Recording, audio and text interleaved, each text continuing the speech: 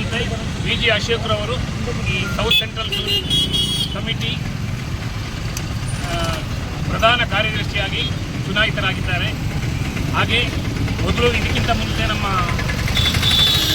ಮೈಸೂರು ಡಿವಿಷನ್ನಿಗೆ ಅಧ್ಯಕ್ಷರಾಗಿದ್ದರು. 2 ಬಾರಿ 3 ಬಾರಿ ಅಧ್ಯಕ್ಷರಾಗಿದ್ದಾರೆ. ಈಗ ಗೌರವ ಅಧ್ಯಕ್ಷರು ಅದು ಇದ್ದಾರೆ.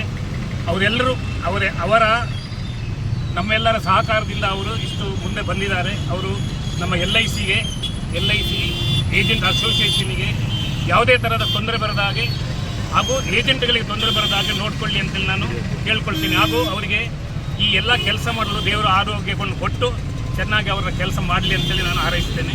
ಧನ್ಯವಾದಗಳು.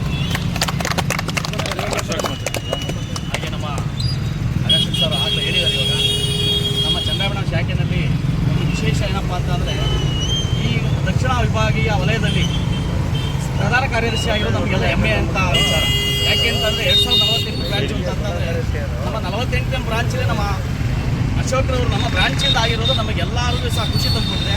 ಖಂಡಿತವಾಗಲೂ ಅದೇ ಥರ ಅವರು ಅಶೋಕಣ್ಣವರು ಎಲ್ಲ ಬ್ರಾಂಚ್ ಏಜೆಂಟ್ಗಳನ್ನು ಗಮನಿಸಿಕೊಂಡು ಏನೇ ಕೆಲಸ ಕಾರ್ಯಗಳು ಸಹ ಅವರಿಗೆ ಸ್ಪಂದಿಸಿಕೊಂಡು ಮಾಡ್ಕೊಂಡು ಇದೇ ಥರ ಹೋಗಲಿ. ಇನ್ನು ಮುಂದಿನ ಇದರಲ್ಲಿ ಅಧ್ಯಕ್ಷರಾಗಲಿ ವಲಯ ಮಟ್ಟದಲ್ಲಿ ನಾನು ಆ ದೇವರಲ್ಲಿ ಹೇಳ್ಕೊಂತ ಅವರಿಗೆ IS ಆರೋಗ್ಯ ಕೊಡಲಿ ಅಂತ ಕಾಪಾಡಲಿ.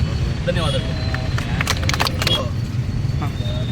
ಏನು ಭಾರತೀಯ ಜೀವವಿಮಾ ಪ್ರತಿನಿಧಿಗಳ ಒಕ್ಕೂಟ ಏನಿದೆ, ನಮ್ಮ ರಾಷ್ಟ್ರೀಯ ನಾಯಕರುಗಳ ಮತ್ತು ಸೌತ್ ಸೆಂಟ್ರಲ್ ಝೋನ್ನ ಎಲ್ಲ ನಾಯಕರುಗಳ ಒಂದು ಅಭಿಲಾಷೆಯಂತೆ ನಾನು ಈಗ ಚನ್ನರಾಯಪಟ್ಟಣ ಶಾಖೆಯಲ್ಲಿ ಪ್ರಪ್ರಥಮವಾಗಿ ಅಧ್ಯಕ್ಷನಾಗಿ ಕೆಲಸವನ್ನು ಮಾಡಿ ನನ್ನ ಕಾರ್ಯವೈಖರಿಯನ್ನು ನೋಡಿ ಮೈಸೂರು ವಿಭಾಗದಲ್ಲಿ 3 ಬಾರಿ ಅವಿರೋಧವಾಗಿ ನನ್ನ ಅಧ್ಯಕ್ಷನಾಗಿ ಆಯ್ಕೆ ಮಾಡಿದರು. ಹಾಗೆ ಆ 10 ವರ್ಷಗಳ ಕಾಲ ಸುದೀರ್ಘವಾಗಿ ಅಧ್ಯಕ್ಷತೆಯನ್ನು ನಿಭಾಯಿಸಿ ಅಲ್ಲಿಯ ಒಂದು ಕಾರ್ಯವೈಖರಿನ ನೋಡಿ ಆಲ್ ಇಂಡಿಯಾ ಲೀಡರ್ ಮತ್ತು ಝೋನಲ್ ಲೀಡರ್ಸ್ಗಳು ನಿಮ್ಮ ಸೇವೆ ವಲಯ ಮಟ್ಟಕ್ಕೆ ನಮಗೆ ಅವಶ್ಯಕತೆ ಇದೆ, ನೀವು ಸೌತ್ ಸೆಂಟ್ರಲ್ ಝೋನ್ನ ಒಂದು ಪದಾಧಿಕಾರಿಯಾಗಿ ಕಾರ್ಯನಿರ್ವಹಿಸಬೇಕು ಅಂತ ಅವರು ಕೇಳ್ಕೊಂಡ್ರು. ಆ ಸಂದರ್ಭದಲ್ಲಿ ನಾನು ಸಹ ನನ್ನ ಎಲ್ಲ ವಿಭಾಗದ ಎಲ್ಲ ಪದಾಧಿಕಾರಿಗಳ ಒಂದು ಆಸೆಯಂತೆ ನಾನು ನಮ್ಮ ಶಾಖೆಯ ಒಂದು ಕೀರ್ತಿ ಪತಾಕೆನ ಆರಿಸಬೇಕು ಅಂತ ಹೇಳಿ ನಾನು ಸಹ 18ನೇ ತಾರೀಕು ನಡೆದಂಥ ಒಂದು ಆಲ್ ಇಂಡಿಯಾ ಜನರಲ್ ಬಾಡಿನಲ್ಲಿ ನಾನು ಸ್ಪರ್ಧಿಸಿದ್ದೆ. ಆ ಒಂದು ಇದರಲ್ಲಿ ದಕ್ಷಿಣ ಮಧ್ಯ ವಲಯದ 3 ರಾಜ್ಯಗಳಿಗೆ ಒಳಪಟ್ಟಂತಹ ಕರ್ನಾಟಕ, ಆಂಧ್ರ, ತೆಲಂಗಾಣ ಈ 3 ರಾಜ್ಯಗಳಿಗೆ ಒಳಪಟ್ಟಂತಹ ದಕ್ಷಿಣ ಮಧ್ಯ ವಲಯದ ಪ್ರಧಾನ ಕಾರ್ಯದರ್ಶಿಯಾಗಿ ನನ್ನನ್ನು ಆಯ್ಕೆ ಮಾಡಿದ್ದಾರೆ.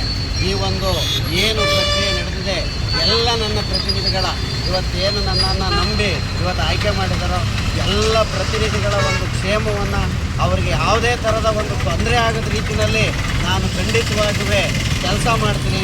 ಎಲ್ಲರ ಆಶೀರ್ವಾದ ನನ್ನ ಮೇಲಿರಲಿ.